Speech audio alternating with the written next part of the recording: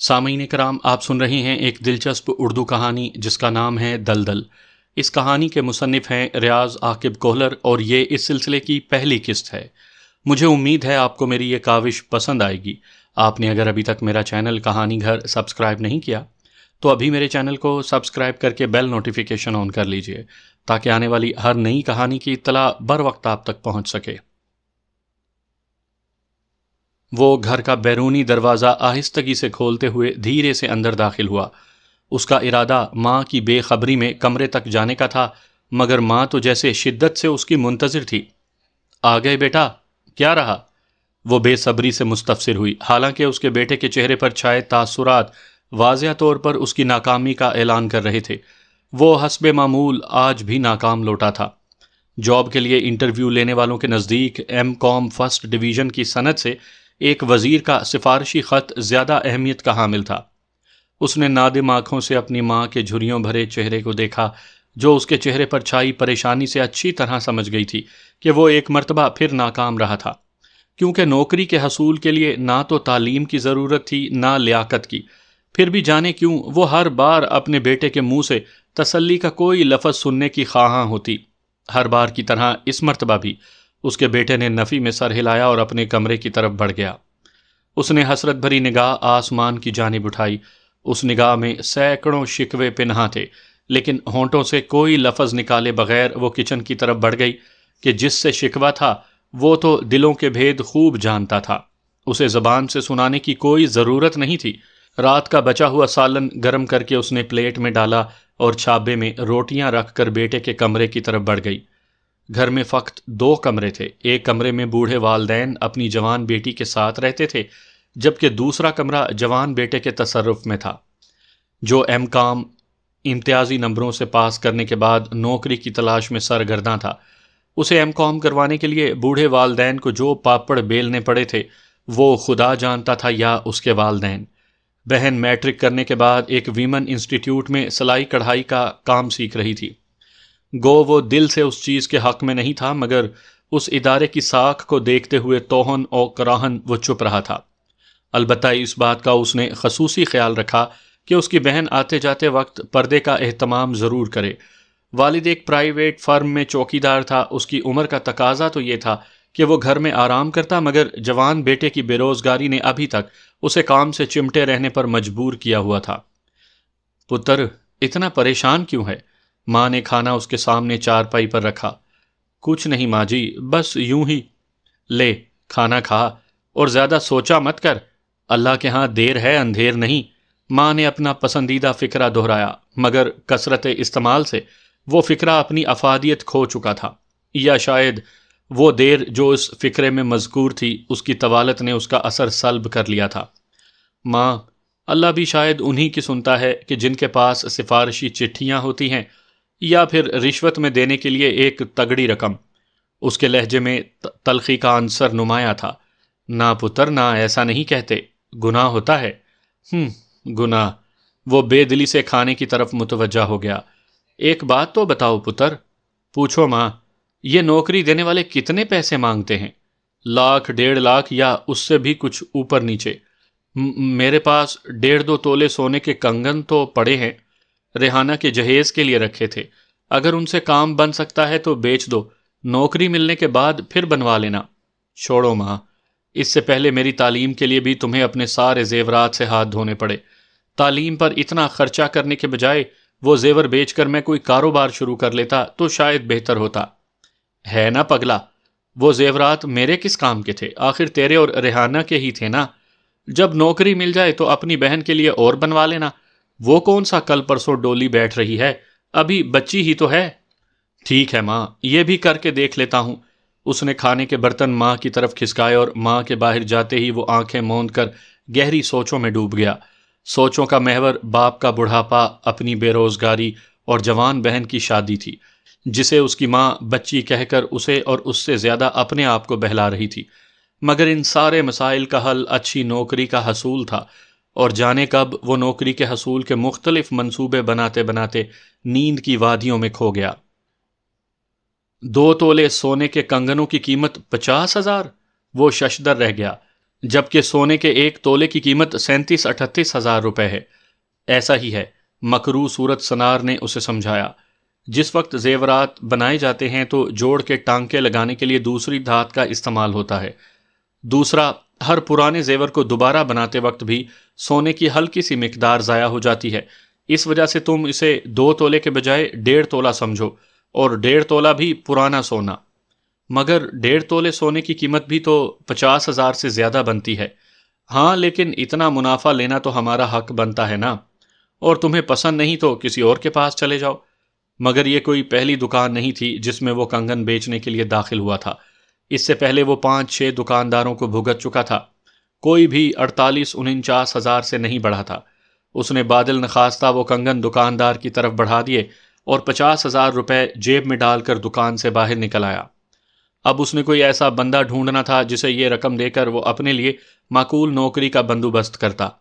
کسی کو رقم دے کر نوکری حاصل کرنا لا محالہ رشوت کے زمرے میں آتا ہے، مگر یہ کام وہ خود کو نوکری کا حقدار سمجھتے ہوئے کر رہا تھا، اس لیے ذہنی طور پر مطمئن تھا۔ مطلوبہ مقام تک جانے کے لیے پہلے اس نے ٹیکسی ہائر کروانے کی بابت سوچا، مگر پھر اس عیاشی کا خیال دل سے نکال کر وہ بس اسٹاپ کی طرف بڑھ گیا۔ بہن کے کنگن بیچ کر حاصل ہونے والی رقم یوں بھی اسے ضمیر پر بوجھ لگ رہی تھی۔ بس سواریوں سے کھچا کھچ بھری ہوئی تھی، اسے بھی پیر ٹکانے کی جگہ مل گئی اور وہ سر جھکا کر اچھی نوکری کے حصول کے سہانے خوابوں میں گم ہو گیا۔ بس ذرا سا چل کر سواری اتارنے کے لیے رکی اور دوبارہ چل پڑی۔ کنڈکٹر سواریوں کی بھیڑ میں بمشکل راستہ بناتے ان مطلوبہ افراد کے قریب پہنچ رہا تھا جن سے اس نے کرایہ وصول کرنا تھا۔ بابو جی، کرایہ؟ کنڈکٹر نے اسے متوجہ کیا۔ ہاں ہاں، ضرور ضرور۔ وہ گڑبڑا سا گیا، پھر غائب دماغی کی خفت مٹانے کے لیے اس نے جلدی سے جیب میں ہاتھ ڈال کر کرایہ نکالا۔ جیب کو خالی پا کر اس کا دل زور سے دھڑکا۔ کنگنوں سے حاصل شدہ رقم جیب سے غائب تھی۔ بدحواسی میں اس نے تمام جیبیں کھنگال ڈالی، رقم غائب تھی۔ میرے پیسے کسی نے نکال لیے، وہ وحشت زدہ آواز میں چلایا۔ کنڈکٹر نے ایک لمحے کے لیے اسے مشکوک نظروں سے گھورا۔ کرائے کی رقم بچانے والے مختلف قسم کے فراڈیوں سے اس کا واسطہ پڑتا رہتا تھا، مگر اس کے چہرے کے تاثرات دیکھ کر کنڈکٹر کو رائے بدلنی پڑی۔ کتنے پیسے تھے؟ وہ ہمدردی سے مستفسر ہوا۔ 50,000۔ غم کی شدت سے اس سے بولا نہ گیا۔ اس نے شک بھری نظروں سے اپنے دائیں بائیں کھڑے مسافروں کی طرف دیکھا۔ تمام مسافر اسے جیب کترے دکھائی دیے۔ بس رکواؤ اور کسی کو باہر نہ جانے دو، جیب کترا بس میں ہی موجود ہوگا، ایک بڑے میاں ہمدردی سے بولے۔ جیب کترے اپنا کام کرنے کے بعد بس میں نہیں ٹکتے بزرگوں، پہلی فرصت میں نیچے اترتے ہیں، کنڈکٹر نے بڑے میاں کو سمجھایا۔ وہ تیزی سے بولا، مگر میں تو ابھی سوار ہوا ہوں۔ کنڈکٹر نے پوچھا، تیرے سوار ہونے کے بعد ایک مرتبہ بھی بس نہیں رکی؟ صرف ایک دفعہ رکی تھی۔ تو بس یہاں ٹائم ضائع کرنے کے بجائے قریبی تھانے چلے جاؤ، پولیس والوں کے پاس ان اچکوں کی تفصیلات موجود ہوتی ہیں، اگر وہ چاہیں تو آسانی سے اسے ڈھونڈ نکالیں گے، مگر اس سے پہلے بس میں موجود سواریوں کی تلاشی لی جانی چاہیے۔ بڑے میاں کو اس سے کچھ زیادہ ہی ہمدردی ہو چلی تھی۔ یوں ہی کر لو، کنڈکٹر نے نیم دلی سے کہا، مگر یہ صرف وقت کا ضیاع ہی ہوگا، اس سے کوئی فائدہ نہیں ہونے والا۔ اسے بڑے میاں سے زیادہ کنڈکٹر کی بات مناسب لگی اور وہ سر جھکائے دروازے کی طرف چل پڑا۔ بس اس اثنا میں رکی ہوئی تھی۔ نیچے اتر کر وہ کافی دیر کھڑا سوچ میں گم رہا۔ اسے پتا تھا کہ رقم اسے واپس ملنے والی نہیں تھی۔ اس کی آنکھوں میں اپنی ماں کا حسرت زدہ چہرہ، اپنے باپ کا کمزور جسم گھوم گیا۔ اسے سمجھ میں نہیں آ رہی تھی کہ وہ کیا کرے۔ آخر کچھ نہ سوجھنے پر اس نے کنڈکٹر کے مشورے پر عمل کرنا مناسب سمجھا اور نزدیکی تھانے کی طرف بڑھ گیا۔ باؤ، اتنی رقم تو نے کہاں سے لی تھی؟ موٹی توند والے ایس ایچ او نے اس کی رام کہانی سن کر مونچھوں کو تاؤ دیتے ہوئے پوچھا۔ ماں کے کنگن بیچے تھے، سونے کے کنگن۔ اچھا، جوا کھیلتا ہے بے غیرت؟ ایس ایچ او دھاڑا۔ جوا؟ کیسا جوا؟ وہ حیران رہ گیا تھا۔ تو کیا نشہ کرتے ہو؟ آپ کیسی باتیں کر رہے ہیں سر؟ میرا جوئے یا نشے سے کیا تعلق؟ اس کا مطلب ہے عورت کا شوق ہے تجھے؟ تھانے دار نے معنی خیز انداز میں سر ہلایا۔ نہیں سر۔ پھر ماں کے کنگن کیوں بیچے ہیں؟ اس طرح کے کام تو نشئی، جواری یا عورت کے شوقین کرتے ہیں۔ ماں نے خود میرے حوالے کیے تھے کیونکہ گھر میں پیسوں کی ضرورت تھی۔ اچھا ٹھیک ہے، اپنا پتہ نوٹ کرواتے جانا، جیسے ہی رقم کے بارے میں اطلاع ملی تو تجھے مطلع کر دیا جائے گا۔ ایس ایچ او نے پولیس والوں کی ازلی بے حسی کا مظاہرہ کیا اور وہ نیم دلی سے اپنا ایڈریس نوٹ کروا کر باہر نکل آیا۔ اس کی عمر کی پونجی لٹ گئی تھی۔ یہ 50,000 نہیں، اس کی ماں کی آرزوئیں، باپ کی حسرتیں اور بہن کی ضرورتیں تھیں۔ جیب کاٹنے والے کو شاید پتہ ہی نہ چلا ہو کہ وہ کتنا بڑا ظلم ایک خاندان پر ڈھا چکا تھا۔ وہ انہی سوچوں میں گم بے سمت چلتا رہا، یہاں تک کہ بے خیالی میں گھر کے دروازے تک آ پہنچا۔ شاید لاشعوری طور پر اسے حوصلے، تسلی اور ڈھارس کی ضرورت تھی۔ کچھ دیر دروازے پر رک کر وہ پیچھے مڑا۔ اس مرتبہ اس کا رخ اپنے دیرینہ دوست شکیل کے گھر کی طرف تھا۔ کوشش کے باوجود وہ اپنے گھر میں داخل نہ ہو سکا تھا۔ شکیل کا گھر بھی اسی محلے میں تھا۔ دستک کے جواب میں اس نے ہی دروازہ کھولا۔ ارے ڈاکٹر اسماعیل شاہ غازی صاحب، آج کدھر راستہ بھول پڑے؟ وہ میٹرک تک کلاس فیلو رہ چکے تھے اور میٹرک تک اس کا ارادہ ڈاکٹر بننے کا تھا۔ گو بعد میں اخراجات کی کمی کی وجہ سے اس نے کامرس میں داخلہ لے لیا تھا، لیکن چند قریبی دوست آج تک اسے ڈاکٹر کہہ کر ہی بلاتے تھے۔ شکیل کا پرجوش استقبال بھی اسے ذہنی تناؤ سے باہر نہ لا سکا۔ ڈاکٹر صاحب، خیر تو ہے؟ پریشان نظر آتے ہو۔ خیر یار، تو سچ مچ پریشان ہے۔ اندر آ، اطمینان سے بیٹھ کر بات کرتے ہیں۔ اور وہ سر جھکائے گھر کے اندر داخل ہو گیا۔ اب بتاؤ کیا بات ہے؟ وہ تلخی سے بولا۔ یار شکیل، سمجھ نہیں آتی ہم غریبوں کی پیدائش کا مقصد کیا ہے؟ بچپن محرومیوں میں گزرتا ہے، جوانی تلخیوں میں، اور بڑھاپا اپنی اولاد کو انہی محرومیوں میں مبتلا دیکھنے میں جس سے بچپن میں ہم گزر چکے ہوتے ہیں۔ ڈاکٹر صاحب، آج تو پھر بکرات بنے پھر رہے ہو۔ شکیل، یہ حقیقت ہے، ہمارے معاشرے میں غریب صرف جلنے، کڑنے اور سسکنے کے لیے پیدا ہوتے ہیں۔ شاہ صاحب، اصل بات بتلاؤ۔ معاشرتی ناہمواری کے یہ لیکچر اس سے پہلے بھی میں کئی مرتبہ سن چکا ہوں۔ اصل بات یہ ہے کہ M.Com کیے ہوئے 2 سال ہونے کو ہیں اور اب تک بے روزگار ہوں، کیونکہ نہ تو میرے پاس رشوت میں دینے کے لیے پیسے ہیں، نہ ہی کوئی تگڑی سفارش۔ آج امی جان کے کنگن بیچ دیے تاکہ کسی کو ہڈی ڈال کر اپنا حق وصول کر سکوں، مگر جیب کٹ گئی۔ اب سمجھ نہیں آ رہی کہ کس منہ سے گھر جاؤں۔ امی شاید اب تک مسلح پر بیٹھی اپنے بیٹے کی کامیاب واپسی کے لیے دعا گو ہوں، حالانکہ اسے یہ پتہ نہیں کہ غریبوں کی دعائیں صبر کا فرشتہ وصول کرتا ہے اور بدلے میں صبر کی ایک نئی آزمائش عطا فرما دیتا ہے۔ دیکھو اسماعیل، اس سے پہلے بھی میں کئی مرتبہ یہ نصیحت کر چکا ہوں کہ اگر اپنی تعلیم کے مطابق نوکری ڈھونڈو گے تو کبھی کامیاب نہیں ہو سکو گے۔ میں نے میٹرک کے بعد جب تعلیم کو خیر بات کہا تھا تو تمہیں اس وقت یہی مشورہ دیا تھا کہ کوئی مزدوری وغیرہ کرتے ہیں، مگر تم نہ مانے۔ اب مجھے دیکھو، 6-7 سال ہو گئے ہیں مزدوری کرتے، الحمدللہ دال روٹی چل رہی ہے، اور ابو جان بھی بڑھاپے کے دن آرام سکون سے گزار رہے ہیں، جبکہ تمہارے والد صاحب آج اس عمر میں بھی چوکیداری کرتے ہیں۔ تعلیم کے حصول کے لیے جو وقت خرچ ہوا سو ہوا، اب تو اپنے بوڑھے ماں باپ کے حال پر رحم کرو، اور جب تک کوئی ڈھنگ کی نوکری نہیں ملتی محنت مزدوری کر لو۔ اس سے نہ تو تیری شان میں کمی آئے گی اور نہ ہی M.Com کی ڈگری پر کوئی حرف۔ یار وہ بعد کی بات ہے، آج کے مسئلے کا کیا حل کروں؟ بہت ہی آسان حل ہے، گھر جا کر بتا دو کہ نوکری مل گئی ہے اور کل سے میرے ساتھ سٹیل مل میں چلو۔ کام سخت ہے مگر اوور ٹائم لگا کر اچھی دہاڑی بن جاتی ہے۔ مگر میں نے یہ کام کبھی نہیں کیا۔ اسماعیل نیم رضامند ہو گیا تھا۔ یہ کوئی ٹیکنیکل کام تو ہے نہیں، لوہے کی لوڈنگ ان لوڈنگ کرنی ہے۔ ماشاءاللہ اچھی صحت کے مالک ہو۔ گو ابتدا میں یہ کام سخت لگے گا لیکن آہستہ آہستہ عادی ہو جاؤ گے۔ مجھے دیکھ لو، آج میرے لیے یہ روٹین کا کام ہے۔ کچھ دیر گہری سوچ میں گم رہنے کے بعد وہ آہستہ سے مستفسر ہوا۔ صبح کس ٹائم جاتے ہو؟ یہ ہوئی نا بات۔ شکیل خوش ہو گیا۔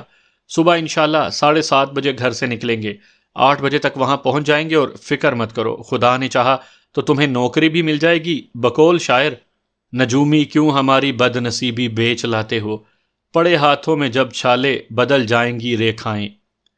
نوکری ملنے کی خوشخبری سن کر اس کی ماں شکرانے کے نوافل پڑھنے کے لیے مصلح کی طرف بڑھ گئی۔ والد کا چہرہ بھی خوشی سے دمکنے لگا تھا۔ اس کا دل والدین کو خوش دیکھ کر مزید دکھی ہو گیا۔ اس نے دکھ سے سوچا، اگر ان کو پتہ چل جائے کہ میں جھوٹ بول رہا ہوں تو نہ جانے ان پر کیا بیتے۔ کھانا کھا کر وہ جھوٹ موٹ سونے کے لیے لیٹ گیا، حالانکہ نیند اس سے کوسوں دور تھی۔ اس نے زندگی میں کبھی مزدوری نہیں کی تھی، نامعلوم ایک دم اتنی سخت مزدوری اس کا جسم برداشت کر بھی پاتا یا نہیں۔ مگر ایک بات تو طے تھی کہ اس کے بغیر چارہ کوئی نہیں تھا۔ جب تک کوئی اچھی نوکری نہ مل جاتی اسے یہ مشقت برداشت کرنا پڑتی۔ کمرے سے باہر والدین اپنے بیٹے کی حالت سے بے خبر مستقبل کے منصوبے بنانے میں مصروف تھے۔ صغرا خاتون بولی، میں تو سب سے پہلے اپنی ریحانہ کا جہیز بناؤں گی، وہ بھی بن جائے گا نیک بخت، مگر اس سے پہلے اسماعیل پتر کے لیے کوئی لڑکی ڈھونڈو، ماشاءاللہ اب برسرے روزگار ہے۔ اچھا یہ باتیں تو ہوتی رہیں گی، تم ذرا ان پیسوں کی شیرینی پکڑ لاؤ تاکہ محلے کے بچوں میں بانٹ دوں۔ صغرا خاتون نے شوہر کی طرف پیسے بڑھائے اور وہ پیسے پکڑ کر سر ہلاتا ہوا بیرونی دروازے کی طرف بڑھ گیا۔ 2-3 گھنٹے کام کرنے کے بعد ہی اس نے ہمت ہار دی تھی۔ وہ پریشانی سے بولا، مجھ سے یہ کام نہیں ہو سکے گا۔ یار شرم کرو، اپنی جان دیکھو، مجھ سے تو دگنے ہو، اتنی جلدی ہمت ہار دی؟ بات ہمت ہارنے کی نہیں ہے، آج پہلے دن یہ حالت ہے تو آگے کیا ہوگا؟ کچھ بھی نہیں ہوگا، شکیل نے اسے تسلی دی، بس چند دن کی بات ہے، اس کے بعد تمہیں یہ کام محسوس ہی نہیں ہوگا۔ شکیل کے ہمت بندھانے پر وہ دوبارہ کام میں جت گیا اور پھر عصر تک وقفے سے شکیل کی ترغیب پر وہ کام میں جتا رہا۔ اس کی وجہ سے شکیل نے بھی ٹائم سے پہلے چھٹی کر لی۔ اس کے کپڑے پسینے سے شرابور تھے، دونوں نے نہا کر کپڑے بدلے، کام کے کپڑے وہیں چھوڑے اور گھر کی طرف چل پڑے۔ ڈاکٹر صاحب چند دن تکلیف ہوگی مگر اس کے بعد انشاءاللہ تمہارے لیے یہ روٹین کا کام ہوگا، اور اس دوران تم جاب سے متعلق ویکینسیوں پر بھی نظر رکھو، شاید اللہ کوئی سبب پیدا کر دے۔ یار مجھ سے تو صحیح طریقے سے چلا بھی نہیں جاتا، اور آج تو پہلا دن تھا، آگے پتہ نہیں۔ بکواس نہ کرو، بس پہلا ہفتہ تکلیف کا ہے، اس کے بعد… اس نے قطع کلامی کی، ہاں اس کے بعد مل مالک ڈبل بیڈ لگوا دے گا کہ گھر سے آ کر اس پر سو جایا کروں۔ بیڈ تو خیر مل مالک نہیں لگوانے والا، البتہ میں یہ دعوے سے کہتا ہوں کہ تم صرف 2 ہفتے کی مشقت برداشت کر لو، اس کے بعد بھی تمہیں یہ کام دشوار لگے تو میرا نام بدل دینا۔ اس مرتبہ اس نے جواب دینے کے بجائے سر جھکا لیا اور روزانہ کی دہاڑی کو جوڑ کر ماہانہ تنخواہ کا حساب لگانے لگا۔ یہ اندازہ کر کے اسے خوشی ہوئی تھی کہ وہ اوور ٹائم لگا کر اچھی خاصی رقم ماہانہ کما سکتا تھا۔ کام بے شک دشوار تھا مگر شکیل بھی تو کافی عرصے سے یہ کام کر رہا تھا، اور شکیل کو دیکھ کر اس کی ڈھارس بن گئی۔ باقی راستے وہ خاموش رہے۔ گلی کے موڑ پر شکیل نے اسے سلام کہہ کر اپنے گھر کی راہ لی اور وہ اپنے گھر کی طرف مڑ گیا۔ گھر میں داخل ہوتے ہی اس کی نظر چارپائی پر لیٹے باپ پر پڑی۔ تکیہ دوہرا کر کے سر کے نیچے رکھ کر وہ ٹانگ پر ٹانگ چڑھائے ریڈیو سن رہا تھا۔ بیٹے کی نوکری کی خبر سنتے ہی اس نے چوکیداری چھوڑنے میں دیر نہیں لگائی تھی۔ اپنے باپ کو یوں سکون میں دیکھ کر اسے دلی تسکین محسوس ہوئی تھی۔ سارے دن کی تھکن جیسے لمحوں میں کافور ہو گئی۔ اس کی ماں اور بہن باورچی خانے میں گھسی رات کا کھانا تیار کر رہی تھی۔ السلام علیکم ابو جان، وہ اپنے باپ کو سلام کہہ کر اپنے کمرے کی جانب بڑھ گیا۔ وعلیکم السلام، جیتے رہو پتر، میرا شہزادہ پتر آ گیا۔ کمرے میں داخل ہوتے ہی اس کی ماں بھی کچن میں کام ادھورا چھوڑ کر اس کے پیچھے چلی آئی۔ چائے لاؤں پتر؟ ماں نے اس کے ماتھے پر بوسہ دے کر پوچھا۔ ہاں امی، اگر ہو سکے تو۔ ابھی لائی پتر، وہ جس تیزی سے آئی تھیں اسی رفتار سے باہر نکل گئیں۔ رات کا کھانا کھا کر وہ سونے کے لیے لیٹ گیا، لیکن اتنی زیادہ تھکن کے باوجود وہ سکون سے نہ سو سکا۔ صبح اس کا پورا بدن پھوڑے کی مانند درد کر رہا تھا۔ وہ ہمت ہار چکا تھا اور شاید عملی طور پر بھی کام پر جانے سے انکاری ہو جاتا اگر اس کے کانوں میں باپ کی آواز نہ پڑتی۔ وہ اپنی بیوی سے مخاطب تھا، اسماعیل کی ماں، او نیک بخت اٹھ جا، نماز پڑھ اور ناشتہ تیار کر، اسماعیل پتر نے جانے کس ٹائم جانا ہو۔ نئی نوکری لگی ہے، وقت کی پابندی تو کرنی پڑے گی اسے۔ نوکری؟ اس کے اندر تلخی گھل گئی اور پھر ہمت اور کوشش سے وہ اٹھ بیٹھا۔ ایک دفعہ تو اس کے منہ سے کراہ نکلی مگر پھر اس نے سختی سے اپنے لبوں کو بھینچ لیا۔ وہ جانتا تھا کہ بیٹوں کی تکلیف کے لیے ماؤں کے کان بڑے حساس ہوتے ہیں۔ اس کی ہلکی سی بے احتیاطی سے نوکری کا راز فاش ہو سکتا تھا اور وہ اپنے والدین کی معصوم خوشیوں کا قاتل نہیں بننا چاہتا تھا۔ دوسرا دن پہلے دن سے زیادہ مشکل اور دشوار گزار ثابت ہوا مگر شکیل کی تسلیاں اور والدین کے حسرت بھرے چہرے اس کی ثابت قدمی کا باعث بنے رہے۔ اور پھر یوں ہی رفتہ رفتہ اسماعیل شاہ اس ماحول میں ڈھل گیا۔ وہ بھرپور جوان تھا، اللہ نے اسے صحت اور طاقت دی تھی، اور اسی تندرستی کو کام میں لا کر وہ اس پرمشقت کام میں جت گیا۔ شکیل کے کہنے کے مطابق جب اب یہ اسے معمول کا کام لگتا تھا، اوور ٹائم لگا کر وہ اچھی خاصی دہاڑی بنا لیتا۔ مل میں انہیں ہفتہ وار تنخواہ ملتی تھی مگر اپنے والد کو وہ یکم کے دن تنخواہ لا کر دیتا تھا تاکہ اسے شک نہ ہو۔ مل میں کام کرتے ہوئے اسے سال ہونے والا تھا۔ اس دوران اس نے 1-2 جگہوں پر جاب کے لیے اپلائی کیا تھا مگر اسے کامیابی نصیب نہ ہوئی۔ اس کی بہن بھی سلائی کڑھائی سیکھنے کے بعد اسی انسٹیٹیوٹ میں کام کرنے لگی تھی۔ وہاں پہ چونکہ تمام عورتیں کام کرتی تھیں اور مردوں سے اختلاط کی گنجائش نہیں تھی، اس لیے نہ چاہتے ہوئے بھی وہ خاموش رہا تھا۔ البتہ وقتاً فوقتاً وہ بہن کی نگرانی کرتا رہتا تھا اور اعتماد ہونے کے باوجود وہ اس پر نظر رکھنا اپنا فرض سمجھتا تھا۔ اسماعیل کی ماں سغرا خاتون ان دنوں بیٹے کے لیے کسی اچھی سی دلہن کی تلاش میں تھیں۔ اسماعیل ان سرگرمیوں سے آگاہ تھا مگر چونکہ اس کی اپنی کوئی پسند نہیں تھی اس لیے اس نے کبھی ماں سے اس سلسلے میں گفتگو نہیں کی تھی۔ وہ والدین کی خوشی میں خوش تھا۔ اس کا والد باقاعدگی سے نماز کا عادی ہو گیا تھا۔ شام کو جب وہ تھکا ہارا گھر میں داخل ہوتا تو والد کو چارپائی پر سکون سے لیٹا دیکھ کر اس کی آدھی تھکن دور ہو جاتی اور باقی کی آدھی تھکن ماں کی پرشفقت خدمت دور کر دیتی۔ ایک دن وہ کام سے واپس پہنچا تو اسے اپنے پڑوسی ارشد صاحب کے گھر سامنے ایک ٹرک کھڑا نظر آیا جس میں گھر کا سامان لوڈ کیا جا رہا تھا۔ ارشد انکل، یہ کیا؟ اس نے ٹرک کے ساتھ کھڑے ارشد صاحب سے پوچھا۔ بس بیٹا، کیا بتاؤں، جب اولاد جوان ہو جاتی ہے تو والدین کو اشاروں پر نچانا چاہتی ہے اور ان کی محبت سے مجبور ہو کر والدین کو ان کی ہر بات ماننا پڑتی ہے، کیونکہ اولاد تو والدین کے بغیر رہ لیتی ہے مگر والدین کا گزارا ان کے بغیر مشکل ہوتا ہے۔ میں سمجھا نہیں انکل۔ اس کے لہجے میں حیرانی تھی۔ اسد اور فہد دونوں اسلام آباد سیٹل ہو گئے ہیں، وہیں پر انہوں نے گھر بھی لے لیا ہے۔ اب چاہتے ہیں کہ ہم بوڑھے بھی ان کے پاس اسلام آباد پہنچ جائیں اور یہ گھر خالی کر دیں، کیونکہ اب ان کا سٹیٹس ہائی ہو گیا ہے اور یہ گھر ان کے رہنے کے قابل نہیں رہا۔ ارشد صاحب کا لہجہ اپنے آبائی مکان کو چھوڑتے ہوئے گلوگیر سا ہو گیا تھا۔ اچھا، اسماعیل نے اسبات میں سر ہلایا۔ تو کیا یہ گھر اسی طرح خالی پڑا رہے گا؟ اس سے بہتر تھا کہ کرائے پر اٹھا دیتے۔ بیٹا، اسد اور فہد نے تو یہاں آنا نہیں اور ہم دونوں تو بس آج کل کے مہمان ہیں، اس لیے اس مکان کو بیچ دیا ہے اور انشاءاللہ اگلے سال اس رقم سے میں اور تیری خالہ حج پر جائیں گے۔ انشاءاللہ انکل، اگر میرے لائق کوئی خدمت ہو تو۔ جیتے رہو بیٹا۔ ارشد صاحب نے اسے دعا دی اور وہ اس سے ہاتھ ملا کر گھر میں گھس گیا۔ بعد میں والد صاحب سے بات چیت کرنے پر اسے علم ہوا کہ پڑوسی ہونے کے ناطے ارشد صاحب نے اس کے والد کو مکان بیچنے کی بابت آگاہ کیا تھا، مگر ابراہیم کی اتنی حیثیت نہیں تھی کہ وہ مکان خرید سکتا، اس لیے اس نے خوشی سے ارشد کو اجازت دے دی تھی کہ وہ کسی سے بھی مکان کا سودا کر سکتا ہے۔ ارشد صاحب کے مکان کے ساتھ ایک پلاٹ کافی عرصے سے ویران پڑا تھا۔ وہ نامعلوم کس کی ملکیت تھا۔ گلی کے مکین عموماً اپنے گھروں کا کچرا اسی میں پھینکتے تھے اور اپنے مالک کی لاپرواہی کی بدولت وہ اچھا خاصا کچرا گھر بن گیا تھا۔ اور پھر ایک دن اسماعیل نے دیکھا کہ چند مزدور اس کچرے والے پلاٹ کی صفائی میں مشغول تھے۔ اسے خوشگوار سی حیرت ہوئی۔ شاید مالک کو اس پلاٹ پر رحم آ گیا ہے اور وہ اسے تعمیر کرنے کا ارادہ رکھتا ہے۔ اس کے دماغ میں سوچ ابھری مگر وہ مزدوروں سے اس بات کی تصدیق نہ کر سکا۔ گھر میں داخل ہوتے ہی اسے عجیب سا احساس ہوا جسے وہ کوئی نام نہ دے سکا۔ ماں اور باپ دونوں کچن میں بیٹھے سر جوڑے کسی خسر پھسر میں مصروف تھے۔ شاید میری شادی کا کوئی منصوبہ بنا رہے ہیں، اس کے دماغ میں خیال آیا اور وہ انہیں سلام کہتا ہوا اپنے کمرے میں گھس گیا۔ ابھی وہ ٹھیک طرح سے بیٹھنے بھی نہیں پایا تھا کہ اس کے والدین کمرے میں داخل ہوئے۔ ان کے چہروں پر چھائی سنجیدگی دیکھ کر اس کا دل ناخوشگوار انداز میں دھڑکنے لگا۔ خیر تو ہے ابو جی؟ پتر آج فاضل علی خان آیا تھا۔ کیوں؟ اس کے لہجے میں حیرانی تھی۔ فاضل علی خان کو وہ اچھی طرح جانتا تھا۔ وہ پہلے انہی کے محلے میں رہتا تھا، بعد میں اس کے روابط غلط قسم کے لوگوں سے ہو گئے تھے اور وہ مختلف جرائم میں ملوث ہو گیا تھا، جس میں قتل، ڈکیتی، سمگلنگ سے لے کر اغوا برائے تاوان تک شامل تھے۔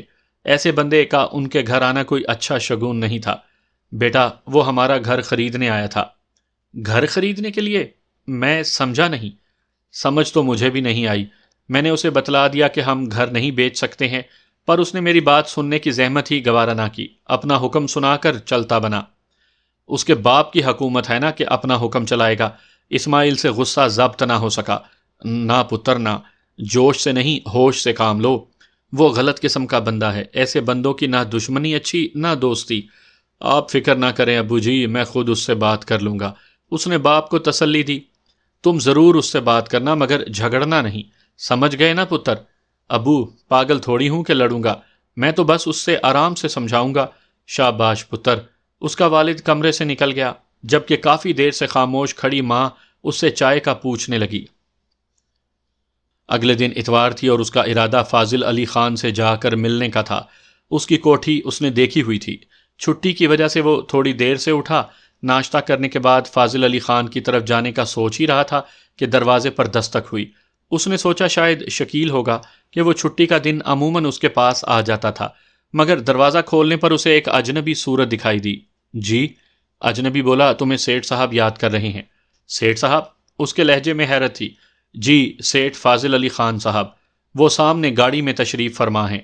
ہں، سیٹھ فاضل علی خان۔ وہ گھر سے باہر نکل آیا۔ چوڑی گلی کے وسط میں ایک چمکتی دمکتی پجارو کھڑی تھی، جس کی فرنٹ سیٹ پر فاضل علی اپنے ڈرائیور کے ساتھ براجمان تھا۔ جی؟ گاڑی کے قریب جا کر اس نے حتی الوسع نارمل لہجے میں پوچھا، ورنہ اس کا دل کچھ اور چاہ رہا تھا۔ لڑکے، فاضل خان شان بے اعتنائی سے بولا، ہم نے تمہارے باپ کو بتلا دیا تھا کہ اگلے ہفتے 1.5 ہفتے تک یہ گھر خالی کر لیں۔ اب ہم پیمنٹ دینے آئے ہیں۔ گھر خالی کر لیں؟ مگر کیوں؟ وہ کوشش کے باوجود اپنی آواز کی تلخی پر قابو نہیں پا سکا تھا۔ ہماری عادت تو نہیں ہے کہ کسی کی بات کا جواب دیں، لیکن چلو تجھے بتلائے دیتے ہیں۔ اس نے گویا اسماعیل کی 7 پشتوں پر احسان کرتے ہوئے کہا، تمہارے ساتھ والا مکان اور اس کے ساتھ پڑا خالی پلاٹ ہم خرید چکے ہیں، اور ہمارا ارادہ یہاں پلازا تعمیر کرنے کا ہے، اور اس کے لیے جگہ کم پڑ رہی ہے۔ اس مکان سے یہ کمی دور ہو جائے گی، سمجھے؟ وہ ملازم کی طرف متوجہ ہوا۔ شیرے، اسے مکان کے 3 لاکھ روپے دے دو۔ شیرے نے مستدی سے کہا، جی سیٹھ جی۔ اسماعیل شاہ نے تلخی سے کہا، مگر تم سے یہ کس نے کہہ دیا کہ میں گھر کا سودا کر رہا ہوں، اور وہ بھی 3 لاکھ جیسی حقیر رقم میں؟ اس مرتبہ اس کی بات کا جواب دینے کے لیے فاضل خان ایک جھٹکے سے کار کا دروازہ کھول کر نیچے اترا اور اس کے روبرو آ کر بولا، ہماری بات تمہاری سمجھ میں نہیں آئی؟ جب ہم نے کہہ دیا تو وہ پتھر پر لکیر ہو گیا، سمجھے؟ مسٹر بناوٹی سیٹھ صاحب، نہ تو ہم یہ گھر خالی کر رہے ہیں، اور نہ ہی مستقبل قریب اور بعید میں اس قسم کا کوئی ارادہ رکھتے ہیں۔ تمہارے پلازے میں 10 بار لعنت بھیجتا ہوں، اور یہ جو تم 3 لاکھ کی بھیک دے رہے ہو، اس سے تو آج کل لکڑی کا کھوکھا بھی نہیں ڈالا جا سکتا، اور تم پورے گھر کا سودا اس حقیر رقم میں چکا رہے ہو۔ جوان، ہمارا خیال تھا کہ گھی سیدھی انگلیوں سے نکل جائے گا، تم ٹیڑھی کر کے بھی دیکھ لو۔ دیکھ لو، تیرے گھر میں جوان بہن ہے، اور ہمارا خیال ہے تو یہ نہیں چاہے گا کہ تیری بہن… مگر اگلی بات وہ صرف ذہن میں ہی سوچ سکا تھا کہ ہونٹوں کے راستے باہر آنے سے پہلے اسماعیل کا بھرپور تھپڑ اس کے چہرے پر پڑا۔ سٹیل مل کی مزدوری نے اس کے ہاتھوں کو بھی لوہے کی طرح سخت کر دیا تھا۔ فاضل خان تھپڑ کھا کر زمین پر گر گیا۔ اس کے ساتھ ہی اسماعیل دھاڑا، کتے، بہن کا نام لیتا ہے، اگر دوبارہ میری بہن کا نام تیرے گندے ہونٹوں پر آیا، زبان گدی سے کھینچ لوں گا۔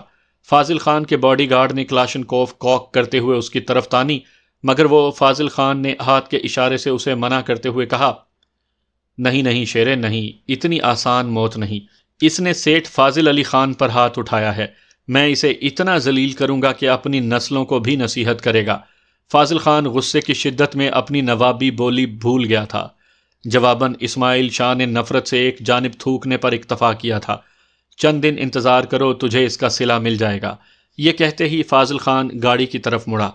شیرے نے جلدی سے آگے بڑھ کر فرنٹ سیٹ کا دروازہ کھول دیا۔ گلی میں چند آدمی اکٹھے ہو گئے تھے جو اسماعیل کے پڑوسی تھے۔ گاڑی کے جاتے ہی وہ قریب آ گئے۔ کیا کہہ رہا تھا یہ کمینہ؟ ایک بزرگ نے اسماعیل سے پوچھا۔ ہمارے گھر کا سودا کرنے آیا تھا چچا۔ پتر، تو نے اس کی اچھی خاصی بے عزتی کی ہے، اب تھوڑا احتیاط سے رہنا، گھٹیا شخص ہے، کچھ بھی کر سکتا ہے۔ بزرگ اسے مشورہ دینے لگے۔ ایسے لوگ صرف باتوں کے شیر ہوتے ہیں چچا، بہرحال آپ کی نصیحت کا میں خیال رکھوں گا۔ جیتے رہو بیٹا۔ وہ اسے دعا دیتا ہوا آگے بڑھ گیا۔ وہ بھی سر جھٹکتے ہوئے اپنے گھر میں گھس گیا۔ اس کی ماں دروازے کے ساتھ ہی لگی کھڑی تھی۔ اس کے گھر میں گھستے ہی مستفسر ہوئی، کون تھا پتر؟ کس سے جھگڑ رہے تھے؟ وہی کمینہ تھا ماں جی، فاضل خان، چوریاں اور اسمگلنگ کرتے کرتے آج کل سیٹھ بن گیا ہے۔ چند ٹکے کیا آ گئے ہیں، گفتگو کا انداز ہی بدل گیا ہے کمینے کا۔ بیٹا، تجھے تیرے باپ نے کہا بھی تھا کہ اس کے منہ نہ لگنا، وہ تو غنڈہ ہے، یہ نہ ہو تجھے نقصان پہنچا دے۔ سغرا خاتون نے تشویش ظاہر کی۔ ماں جی، میں کب اس کمینے کے منہ لگا ہوں؟ میں سب سن رہی تھی پتر، تو نے اسے تھپڑ بھی مارا ہے شاید۔ ریحانہ کا نام اپنی گندی زبان سے لے رہا تھا۔ ماں، کیا اسے سلامی پیش کرتا؟ کچھ بھی ہو بیٹا، تمہیں احتیاط کرنی چاہیے تھی۔ آئندہ خیال رکھوں گا امی جی، اس نے جان چھڑائی، ورنہ اسے پتا تھا کہ ماں کی نصیحتیں اسی طرح جاری رہتی۔ تمہیں بہت زیادہ احتیاط سے کام لینے کی ضرورت ہے، بلکہ میرا تو مشورہ ہے کہ ریحانہ کو گھر بٹھا دو، کوئی ضرورت نہیں اس کی کمائی کی، سلائی کڑھائی کا کام وہ گھر بیٹھے بھی کر سکتی ہے۔ شکیل نے ساری صورتحال سے آگاہی حاصل کر کے یہ مشورہ دیا تھا۔ اسماعیل شاہ کو یہ بھی پتا تھا کہ شکیل در پردہ ریحانہ کو پسند کرتا ہے اور اس سے شادی کا خواہاں ہے، بلکہ اس کی ماں نے تو اسماعیل کے ماں سے ڈھکے چھپے لفظوں میں رشتے کی بات بھی کی تھی، گو وہ نسب کے لحاظ سے اسماعیل شاہ کے گھرانے سے کم درجہ رکھتے تھے کہ اسماعیل شاہ سید تھا اور عمومی طور پر سید خاندان سے باہر رشتہ کرنے کے مخالف ہوتے ہیں، مگر اسماعیل یا اس کے والد کو اس قسم کا کوئی امر مانے نہیں تھا۔ وہ جانتے تھے کہ اسلام میں اس قسم کی کوئی پابندی نہیں تھی کہ سید کا کسی غیر سید سے رشتہ نہیں ہو سکتا۔ اس قسم کی کئی مثالیں انہیں صحابہ کرام رضی اللہ تعالیٰ عنہم اور تابعین رحمۃ اللہ علیہ کے دور کی ملتی تھیں جن میں سید ذات کا رشتہ غیر سید سے ہوا ہو۔ باقی معاشی لحاظ سے دونوں گھرانے ہم پلہ تھے، مگر اسماعیل کی ماں پہلے بہو گھر میں لانا چاہتی تھی، دوسرے ریحانہ کے جہیز کے لیے بھی اب تک کوئی سامان تیار نہیں تھا، اس لیے اس نے شکیل کی ماں کو ہم مشورہ کریں گے کہہ کر وقتی طور پر ٹال دیا تھا۔ اس طرح وہ کمینہ آدمی سمجھے گا کہ ہم اس سے ڈر گئے ہیں۔ اسماعیل شاہ بولا، ورنہ میں خود ریحانہ کو اس کے کام پر دلی طور سے ناخوش ہوں۔ تم سمجھنے سمجھانے کو چھوڑو ڈاکٹر صاحب، عورت ذات کانچ کی مانند ہوتی ہے اور تمہیں پتا ہوگا کہ کانچ ہلکی سی ٹھوکر بھی نہیں سہارتا، مگر یار اس کی بے عزتی میں نے کی ہے اور مجھے ہی نقصان پہنچا کر وہ بدلہ لے گا۔ تمہیں کچھ کہنا ہوتا تو وہ اسی وقت اپنے آدمیوں سے تیری مرمت کروا دیتا۔ اس طرح سرے عام کیا کہنے تیری عقل کے، بے وقوف ایسے کمینے لوگوں سے نہیں ڈرتے، وہ تیری پٹائی بھی کرتے اور الٹا تجھے حوالات میں بھی بند کروا دیتے۔ پولیس اندھی ہے کیا؟ صرف اندھی نہیں، بہری بھی ہے۔ اگر یوں ہے تو اس نے اسی وقت اپنی بے عزتی کا بدلہ کیوں نہیں لے لیا؟ وہ کینہ پرور اور گھٹیا شخص ہے، میرا خیال ہے کہ وہ آپ کو کوئی بڑا نقصان پہنچانا چاہتا ہے۔ تم زیادہ سے زیادہ احتیاطی تدابیر استعمال کرو، مثلاً یہی کہ ریحانہ کے گھر سے باہر جانے پر پابندی لگا دو، خود بھی رات کو گھر سے نکلنے سے پرہیز کرو، دن کو بھی غیر ضروری پھرنے پھرانے سے پرہیز کرو گے تو تیرے پاس آوارہ گردی کے لیے صرف اتوار کا دن ہوتا ہے، وہ دن بھی کوشش کر کے گھر ہی میں گزارو۔ اگر کہیں جانا مجبوری بن جائے تو مجھے کال کر کے بلا لو، ایک اکیلا اور 2 11 ہوتے ہیں۔ اگر پولیس میں کوئی واقف کار ہے تو اس ضمن میں اس سے بھی مشورہ کر لو۔ شکیل تعلیم کے میدان میں اسماعیل سے بہت پیچھے پر عملی زندگی میں کافی جہاں دیدہ تھا۔ اس کے مشورے اسماعیل کو بہت معیاری لگے، مگر افسوس کہ ان میں سے کسی مشورے پر عمل کرنے کی نوبت نہ آ سکی۔ اس دن وہ بغیر اوور ٹائم لگائے گھر کی طرف روانہ ہوئے۔ اسے رہ رہ کر ریحانہ کی فکر ہو رہی تھی۔ مجھے اسے کام پر نہیں جانے دینا چاہیے تھا، اس کے ذہن میں سوچ ابھری۔ اس کے اندیشے اس وقت حقیقت کا روپ دھار گئے جب گھر میں داخل ہوتے ہی اس کی ماں بولی، اسماعیل پتر، ریحانہ کا تو پتہ کر لو، وہ ابھی تک گھر نہیں پہنچی۔ اب تک بھی نہیں پہنچی؟ اس کی زبان ہکلا گئی۔ روزانہ ریحانہ اس سے کافی پہلے گھر پہنچ جاتی تھی، ابو جان کو بھیج دیا ہوتا۔ تم تو پریشان ہی ہو گئے۔ ماں اس کی پریشانی بھانپ گئی۔ ہو سکتا ہے رکشہ وغیرہ خراب ہو گیا ہو، تیرے والد نے وہ جگہ ہی نہیں دیکھی جہاں وہ کام کرتی ہے۔ پریشانی کیسی ماں جی، وہ جلدی سے بولا، میں ابھی اسے لے کر آتا ہوں۔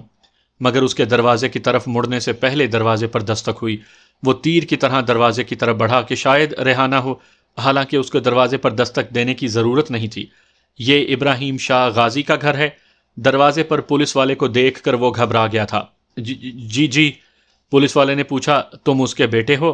اس مرتبہ بھی اس کا جواب اثبات میں تھا۔ تمہیں اپنے والد کے ساتھ تھانے چلنا پڑے گا۔ مگر کیوں؟ آواز اس کے گلے میں اٹکنے لگی۔ اپنی بہن کی ضمانت کے لیے، وہ تھانے میں ہے۔ ضمانت؟ کیا اس کا ایکسیڈنٹ ہوا ہے؟ ہاں، پولیس والا معنی خیز لہجے میں بولا، مگر یہ دوسری قسم کا ایکسیڈنٹ ہے۔ کیا بات ہے بیٹا، یہ پولیس والا کیسے بلانے آیا ہے؟ سر پر سفید ٹوپی رکھے اس کا باپ غالباً مسجد سے آ رہا تھا۔ یہ کہہ رہا ہے کہ ریحانہ کو کوئی حادثہ پیش آ گیا ہے اور وہ تھانے میں ہے، ہمیں اسے وہاں سے لانے کے لیے اس کے ساتھ جانا پڑے گا۔ یا اللہ خیر! ابراہیم کے چہرے پر پریشانی کے آثار نمودار ہوئے۔ کیا ہوا میری بچی کو؟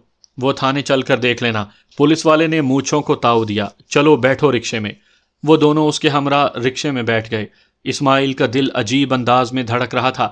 اسے پولیس والے کا معنی خیز لہجہ عجیب سا محسوس ہوا تھا، مگر وہ اسے کوئی نام نہیں دے سکتا تھا. راستے بھر رکشے میں خاموشی چھائی رہی. سر جی، کڑی کا بھائی اور باپ حاضر ہیں. انہیں گھر سے لانے والے سپاہی نے تھانے دار کو سلوٹ کر کے کہا.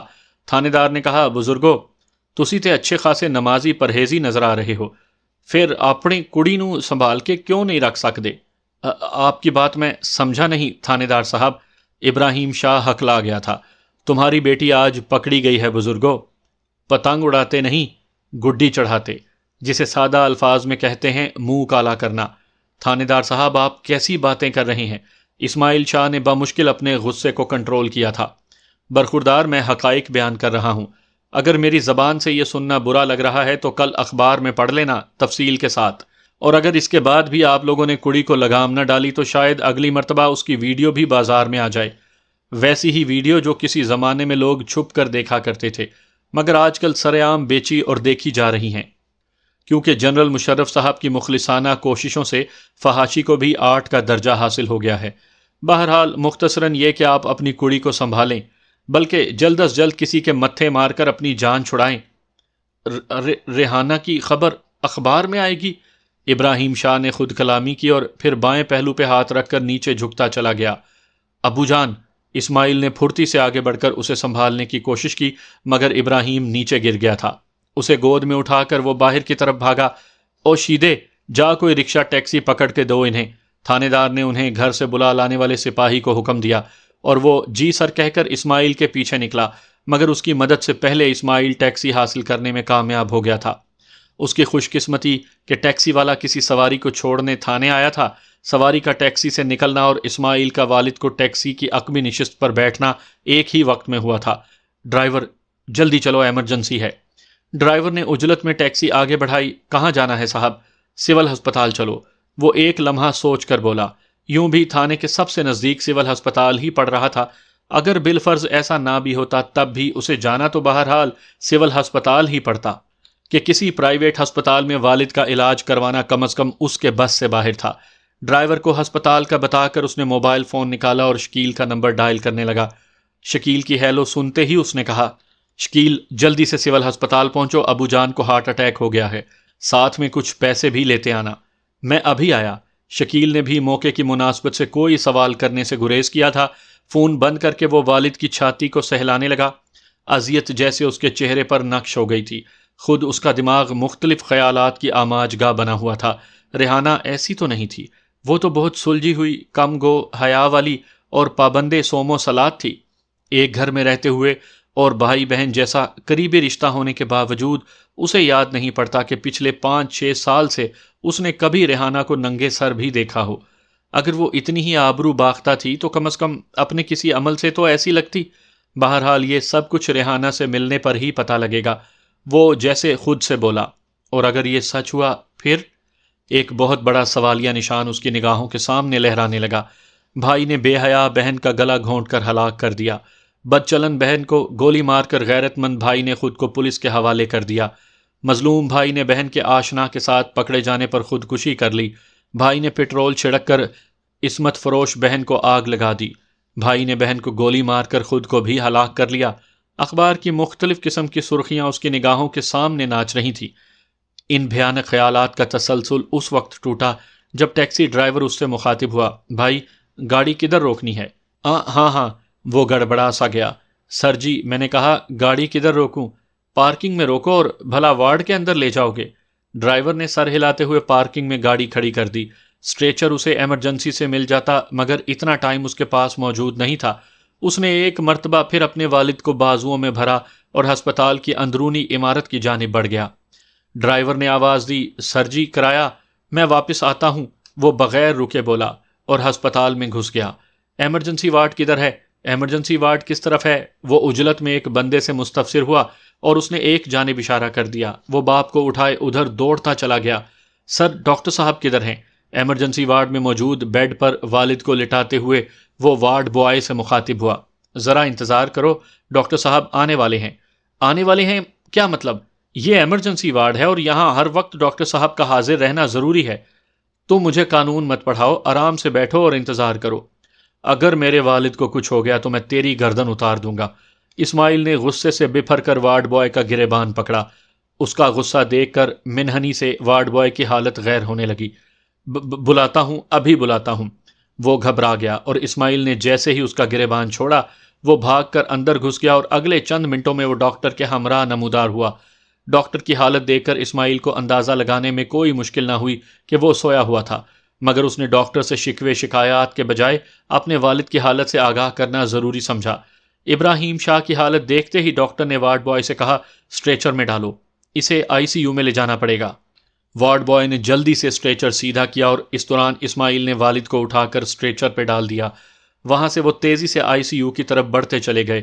ڈاکٹر بھی ان کے ساتھ۔ اسماعیل کو دروازے پر روک کر ڈاکٹر اور وارڈ بوائے اندر گھس گئے اور وہ پریشانی کے عالم میں دروازے کے سامنے ٹہلنے لگا۔ موبائل کی گھنٹی بجی، اس نے فون نکال کر دیکھا، شکیل کی کال تھی۔ اس نے کال اٹینڈ کی۔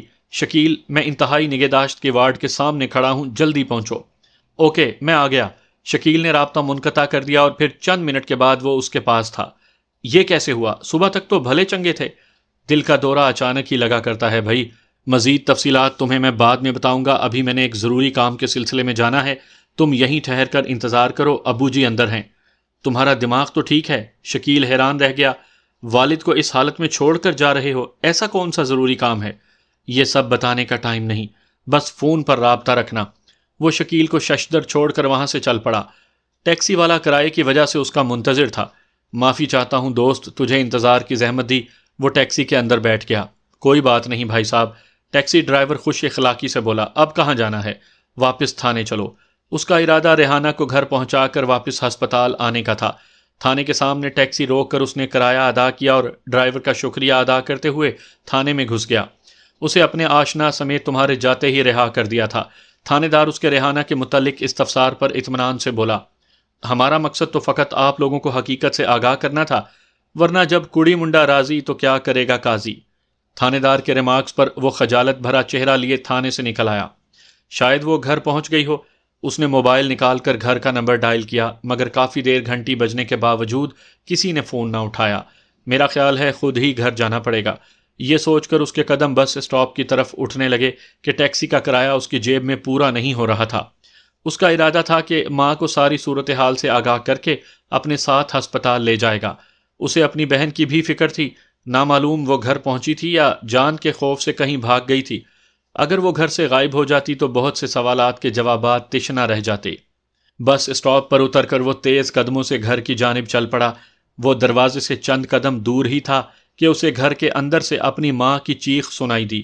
اس نے دوڑ کر دروازہ کھولا۔ اندر داخل ہوتے ہی اسے ماں صحن میں تڑپتی نظر آئی۔ باورچی خانے میں استعمال ہونے والی بڑی چھری دستے تک اس کے پہلو میں گھسی ہوئی تھی۔ اسے مارنے والا غائب تھا۔ ماں کو اس حال میں دیکھ کر اسماعیل کے ذہن میں اس کے تعاقب کا خیال نکل گیا۔ امی جان! اس نے ماں کا سر اٹھا کر گود میں رکھا، چھری کو دستے سے پکڑ کر کھینچ کر باہر نکالا اور سائیڈ پر پھینک دیا۔ چھری کے بدن سے نکلتے ہی خون کا ایک فوارہ سا نکلا تھا جو اس کے چہرے اور کپڑوں کو رنگین کر گیا تھا۔ اس نے ماں کا دوپٹہ اٹھا کر اس کے زخم کے گرد لپیٹا، مگر اس کی یہ کوشش بے سود تھی۔ اس کی ماں کا جسم آہستہ آہستہ بے حرکت ہونے لگا۔ اس کی آنکھیں اپنے بیٹے کی طرف مرکوز تھیں اور پھر آہستہ آہستہ وہ مقدس آنکھیں بے نور ہوتی چلی گئیں۔ اسماعیل اس وقت بھی کسی امید کے سہارے اپنی ماں کا بے جان لاشا چھوڑ کر بیرونی دروازے کی طرف بھاگا۔ اس کا ارادہ کسی ٹیکسی یا رکشے والے کو بلانے کا تھا، مگر اس کے دروازے تک پہنچنے سے پہلے دروازہ ایک جھٹکے سے کھلا اور پولیس والے دن دناتے ہوئے اندر داخل ہوئے۔ خبردار، کوئی اپنی جگہ سے حرکت نہیں کرے گا، سپاہیوں کو لیڈ کرنے والا تھانے دار دھاڑا۔ انسپکٹر صاحب، مجرم بھاگ گیا ہے۔ اگر آپ کے پاس گاڑی ہے تو پہلے میری ماں کو ہسپتال تک چھوڑنے میں میری مدد کرو، اس کی جان خطرے میں ہے، بعد میں ضروری کارروائی کر لینا۔ پولیس والوں کو دیکھ کر اسماعیل کی ہلکی سی ڈھارس بن گئی تھی اور اسے امید ہو چلی تھی کہ وہ بر وقت اپنی ماں کو ہسپتال لے جائے گا۔ حالانکہ یہ اس کی خوش فہمی تھی، ورنہ اس کی ماں کب کی دم توڑ چکی تھی۔ مجرم بھاگا نہیں ہے پتر، بھاگنے کی فکر میں ہے۔ تیرا کیا خیال ہے، تو ہماری آنکھوں میں دھول جھونکنے میں کامیاب ہو جائے گا؟ اوے شیدے، پکڑ لو اس بے غیرت کو۔ تھانے دار اس سے بات کرتے کرتے ایک سپاہی سے مخاطب ہوا۔ جی سر، شیدہ مستدی سے بولا۔ آپ کیسی باتیں کر رہے ہیں انسپکٹر صاحب؟ وہ حیران رہ گیا تھا۔ میں ویسی ہی باتیں کر رہا ہوں جس طرح تمہیں سنائی دے رہی ہیں اور جیسی مجھے کرنی چاہیے۔ بشیرے، آلہ قتل کو کسی رومال سے پکڑ کر محفوظ کر لو، اس پر قاتل کی انگلیوں کے نشانات ہوں گے۔ اسماعیل کو جھڑک کر وہ دوسرے سپاہی سے بولا، اور بشیرہ جی جناب کہہ کر جیب سے سفید رومال نکالے اسماعیل کی ماں کے پاس پڑے آلہ قتل کی طرف بڑھنے لگا، جبکہ اس دوران شیدہ اسماعیل کو ہتھکڑی لگا چکا تھا۔